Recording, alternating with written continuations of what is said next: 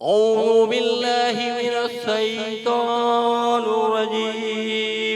बिस्मिल्लाहिर्रहमानिर्रहीम अस्सलामु अलैकुम व रहमतुल्लाहि व बरकातुहू सल्लु अलल हबीब सल्लल्लाहु ताला अला मुहम्मद सल्लल्लाहु अलैहि व आलिहि वसल्लम। दूध पीता बच्चा बोल उठा।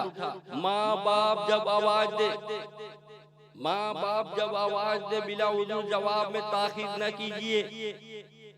बाज लोग इसमें सख्त लापरवाही से काम लेते हैं और जवाब में ताखीर को माज़अल्लाह बुरा भी नहीं समझते।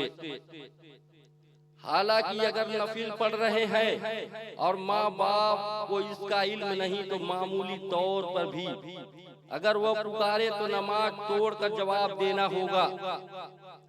बाद में इस नमाज ये नफिल का अदा यानी दोबारा अदा करना वाजिब है।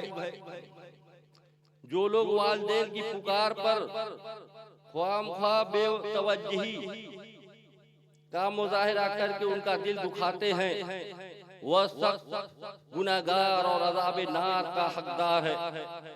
माँ आखिर माँ होती है। बसा औकात गलतफहमी में भी उसके मुंह से बददुआ निकल जाए और अगर कबूलियत की घड़ी हो तो औलाद आजमाइश में पड़ जाती है। इस जमन में बुखारी शरीफ में एक इसराइली बुजुर्ग की निहायत इबरत आमूज़ हिकायत बयान की गई है।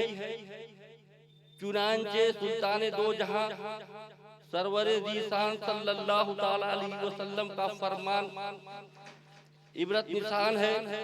बनी इसराइल में हुरैज नामी एक शख्स था। वह नमाज पढ़ रहा था। उसकी माँ आई और उसे आवाज दी लेकिन उसने जवाब न दिया। कहने लगा नमाज पढ़ूं या इसका जवाब दूं।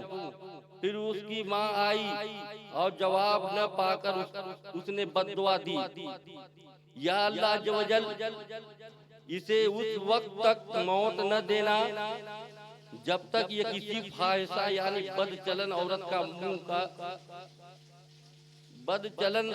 का मुंह न देखे।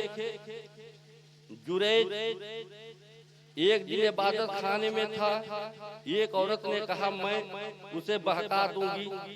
लिहाजा वह आकर जुरैज से बातें करने लगी लेकिन उस यानी जुरैज ने इनकार किया। आखिर वह एक चरवाहे के पास गई और अपने आप को इसके हवाले कर दिया। चुनांचे इसने एक बच्चा जना और उसे जुरैज से मंसूब कर डाला। लोग जुरैज के पास आए। उसका इबादत खाना तोड़कर उसे बाहर निकाल दिया और उसे बुरा भला कहा। जुरैज ने वुज़ू किया और नमाज पढ़ी। फिर इस बच्चे के पास आया और कहा ए बच्चे तेरा बाप कौन है? उसने जवाब दिया फला चरवाहा। तो लोगों ने जुरैज से कहा हम तुम्हारा इबादत खाना सोने का बना देंगे। उसने कहा नहीं वैसा ही मिट्टी का बना दो। देखा माँ बाप को सताने का क्या अजर होता है। दुनिया भी दिखाया जाता है और आखिरत में भी उसका अज़ाब मिलता है। सल्लु अलल हबीब सल्लल्लाहु ताला अला मुहम्मद। अगर पढ़ने लिखने में सावन खतन गलती हुई हो तो अपने हबीब के सदके तो फिर में मुझे माफ कर देना। सल्लु अलल हबीब सल्लल्लाहु ताला अला मुहम्मद।